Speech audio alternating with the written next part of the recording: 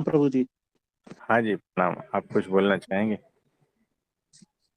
प्रभु जी, जैसे रात में जो बात हुई थी सत्संग में, उसमें दर्पण के वाली जो बात थी, उसमें क्या है कि जब हम साक्षी होकर के जब हम देखते हैं अपने मन, बुद्धि, कर्म, भाव, ये सब चीजों को हमने उसको धीरे धीरे आंकना शुरू किया है, ऐसे देखना शुरू किया है। लेकिन उसमें भी बीच में क्या होता है कि मन का यूं ही पता चलता किस टाइम वो चकमा दे करके कहाँ पे मुंह रखा होता है, हम उसको यहाँ पे देख रहे होते हैं। होता होता है। तो ये धुएं को पकड़ने जैसा है सारी चीजें। हाँ प्रभु जी। है ना? छोटा बच्चा, उसको ऐसा लगता है कि पकड़ में आ जाएगा, और वहां से जो है, देखो अगरबत्ती का धुआं रहता है ना? पकड़ में कुछ नहीं आता है, फिर भी पकड़ता है। हाँ जी। छोटे बच्चे को ऐसा लगता है कि वो धुएं का स्वाद आएगा, तो क्या है कि वो हवा में मुट्ठी मारता है ऐसा, और फिर खाने की कोशिश करता, ट्राई करता है, लेकिन स्वाद भी जी। नहीं आता। ये ऐसा है सारा कुछ। तो हो गया, बहुत सारे एक्सपीरियंस हो गए आप। तो कोई नहीं, लगे रहना है, तो धुआं भी छूट जाएगा। ठीक है होश प्रभु जी। जो है ना, सारी हरकतें छूट जाएगी धुएं पकड़ने की। तो कोई नहीं, जो मन भागता है वापस पकड़ के लेके आओ। जी प्रभु प्रैक्टिस जी। रखो, है ना? तो हाँ धीरे जी। धीरे होता जाएगा। तो एक पहले हमने कहा था कि वो आईना वाला, किसको याद है? कोई बोलेगा? एक एक्सरसाइज की थी हमने आईने के ऊपर, जो उसको कहते हैं वो दर्पण वाला। किसी को पता है तो बताइए, क्योंकि उसके ऊपर बहुत गहनता से उतरने को हमने कहा था। प्रभु जी, कल ही तो आपने ये दर्पण वाली बात कही है कि नहीं, दर्पण में उससे प्रति। पहले एक सूत्र दिया था हमने। उससे पहले एक सूत्र दिया था, जिसमें हमने कहा था कि सब आईना तब मैं, ऐसा कुछ कहा था। हाँ जी, हाँ जी। तुम आईना तब वो, सब आईना तब वो।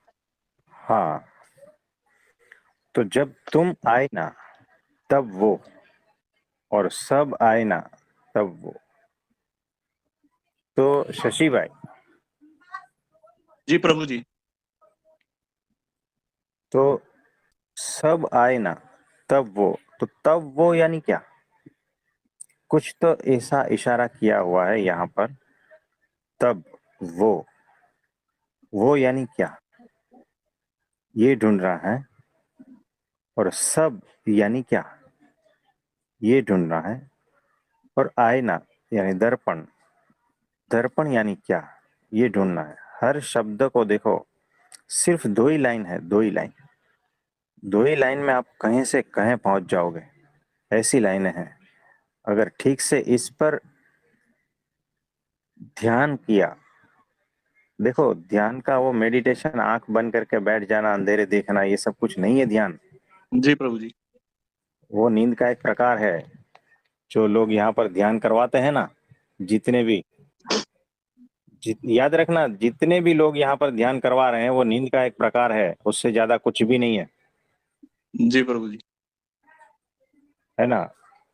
वो असली ध्यान है ही नहीं।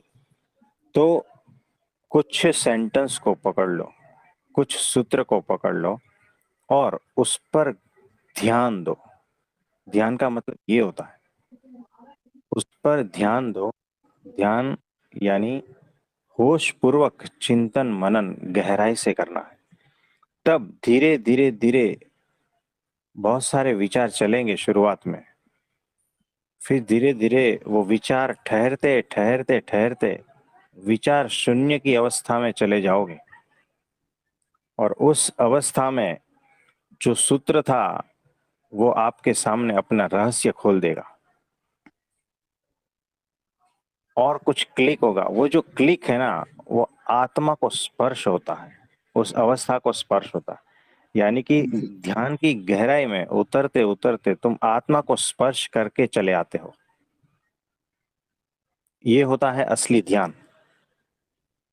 तो तुम आए ना तब वो, सब आए ना तब वो, यानी सब कुछ जब आईना बन जाता है तब वो प्रकट हो जाता है। और जी जब हम आईना बन जाते हैं तब भी वो प्रकट हो जाता है। तो इस पर और गहराई से चिंतन मनन करना है आपको। जी और प्रभु इसके जी। हजारों जवाब हो सकते हैं, हजारों। और जरूरी नहीं है कि हर जवाब सही हो, और जरूरी नहीं कि हर जवाब गलत हो। सही भी हो सकता है, गलत भी हो सकता है। और जो जवाब से भीतर क्लिक होता है ना, आत्म तत्व को स्पर्श होता है ना, या उसमें स्थिति बनती है ना, तो समझना वही जवाब सत्य है। किसी को एक जवाब से आत्मा में स्थिति बनती है, किसी को दूसरे जवाब से आत्मा में स्थिति बनती है। तो ये जो दो लाइन है वो आत्मा में स्थिति बनाने के लिए है, गहन ध्यान में उतरने के लिए है। ये प्रैक्टिकल बात है। जब तक प्रैक्टिकल नहीं करोगे, सिर्फ सुन के चले जाओगे ना, कुछ प्राप्त नहीं होगा, यानी कोई स्थिति बनेगी नहीं, और भीतर के आनंद को आप उपलब्ध नहीं हो पाओगे। ये ऐसी बात है। जी प्रभु जी। इस पर और गहनता से चिंतन मनन कीजिएगा, जी सबको विनंती है। और 6 तारीख संडे, तो परब्रह्म परमात्मा, उनकी जन्म जयंती है, रामनवमी भी है। तो निर्जला उपवास, हम उस दिन निर्जला उपवास करेंगे संडे को। तो आप सभी जो है निर्जला उपवास रखना, जिसकी जैसी क्षमता उस हिसाब से, है जी ना। प्रभु जी। तो ऐसा है। और कुछ पूछना चाहेंगे? तो मुझे अभी आप ध्यान की बात कर रहे थे, तो असली ध्यान क्या है? असली ध्यान वही है, अभी जो बताया था, कि आप किसी वस्तु, कोई चीज है, कोई घटना है,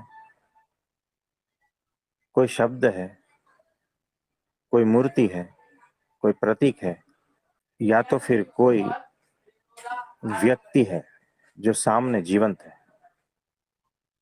इस पर जब आप गहनता पूर्वक चिंतन मनन करते हो, देखते हो, यानी सारी इंद्रियों को वहां लगा देते हो, सारे मन को, बुद्धि को, चित्त को सारे वहां लगा देते हो, तब धीरे धीरे धीरे वो इतने गहन हो जाते हैं कि ये आपकी वो अवस्था है, इंद्रियों से पार की हो जाती है, मन से पार की हो जाती है, बुद्धि अहंकार से पार की हो जाती है।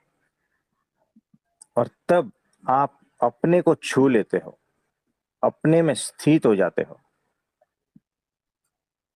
जहां पर विचार शून्यता होती, भाव शून्य होते हैं, सब कुछ शून्य होता है, जहां पर कुछ भी नहीं होता है, उस अवस्था में आप पहुंच जाते हो। यही असली ध्यान है। तो शुरुआत में कोई भी टेक्निक, माध्यम चाहिए, उसके बाद में फिर वो अवस्था आ जाती है, आत्मा की स्थिति बनती है। और उसमें जब आप रहने लगते हो, तब आत्मा के गुण प्रकट होने लगते हैं।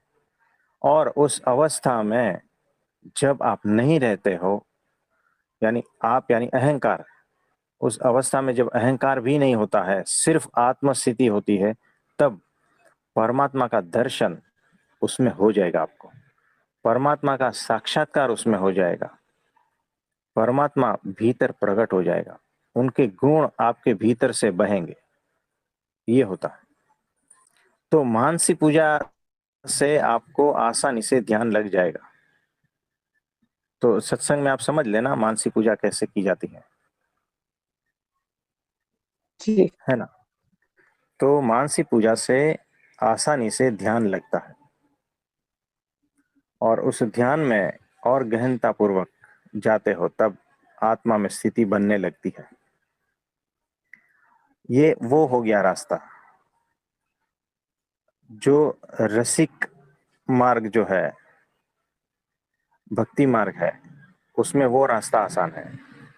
जो ज्ञान मार्ग है, जो बुद्धि वाला मार्ग है, जो ध्यान वाला मार्ग है, उसमें जो हमने एक सूत्र बताया, उस पर आप जरा गहन चिंतन मनन करोगे तो उसमें से भी जो है उस अवस्था तक पहुंच जाओगे। हमने ये भी कहा था कि ये सब है क्योंकि तुम हो इसीलिए ये सब है, ये सब है इसीलिए तुम हो क्योंकि ये सब है। ये भी जो है एक सूत्र दिया था, जो ध्यान में गहनता पूर्वक उतरने के लिए और उससे आत्मस्थिति में चले जाने के लिए, है ना। तो ये कुछ बातें हैं, फिर भी नहीं समझ में आती है तो इसको रिपीट सुन लेना। फिर भी नहीं समझ में आती है, फिर रिपीट सुन लेना, धीरे धीरे समझ में आएगी। जी। शब्दों को पकड़ने लगेंगे तो बात तुरंत समझ में आने लगेगी, है ना। तो शब्दों में रुक जाना है, यानी बहुत सारा कुछ चलता रहता है। स्पीच जो है ना, हम जो बोलते रहते हैं, बहुत सारा कुछ बहता रहता है, लेकिन आप शब्दों को पकड़ नहीं पाते हो। अगर कुछ शब्दों को इसमें से पकड़ पाओ तो आनंद आएगा। जैसे कोका कोला की बोतल की फैक्ट्री है, उसमें भरते हैं और फिर एक के बाद एक पूरी लाइन चलती है, लेकिन सिर्फ आप देखते रहोगे तो उस बोतल में जो भरा है वो रस का आनंद नहीं ले पाओगे। तो उसमें से एक बोतल उठा के उसको पीनी पड़ती है, तब आनंद आता। वैसे ही जब हम बोलते हैं सत्संग में, तब सिर्फ सुनने से कुछ नहीं होगा। अगर पात्रता है तो सिर्फ सुनने से ही हो जाएगा, नहीं तो उसमें से कुछ शब्दों को पकड़ के उस पर चिंतन मनन करोगे, तब धीरे धीरे उसका रस आने लगेगा, उसके रहस्य खुलने लगेंगे आपके सामने। तब हम क्या बोल रहे हैं, कहाँ से बोल रहे हैं, वो सारा कुछ धीरे धीरे समझ में आने लगेगा और अपने रहस्यों के पन्ने को खोलने लगेगा आपके सामने ये अस्तित्व,